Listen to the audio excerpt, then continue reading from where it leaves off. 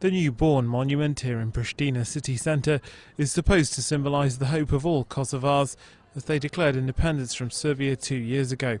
But as voters prepare to go to the polls at a time of severe economic hardship, the artwork has faded and the optimism all but gone. We finally have a state now, but what we have is the most isolated country. I can only travel with my passport to 3 countries without a visa. I can travel to additional 30 with a visa, and then or 50, and then the rest, which is 70% or even more of the countries, I cannot travel at all, unfortunately.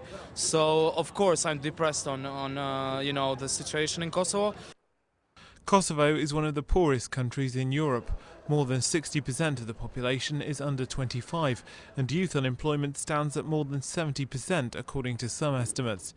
But political leaders here are struggling to get young people involved in the first election since the country's independence. People do get to study somehow, but then once they are done with studies, they are going to just increase the number of unemployed people. And that gives them basically a good ground and a good reason to be pessimistic.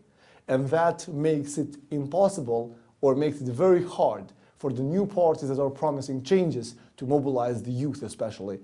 These new parties, such as the populist Self-Determination Party, were created in an effort to mobilise first-time voters. They've chipped away support for the ruling PDK party, which has been embroiled in corruption scandals.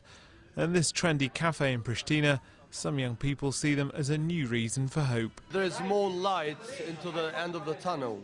You know, the end of the tunnel is going to be quite long as well, but there is some light to see where the tunnel's heading. But radical change at this election seems unlikely. Polls place the ruling PDK party neck and neck with the LDK opposition party, the same two parties who shared power in Kosovo before independence.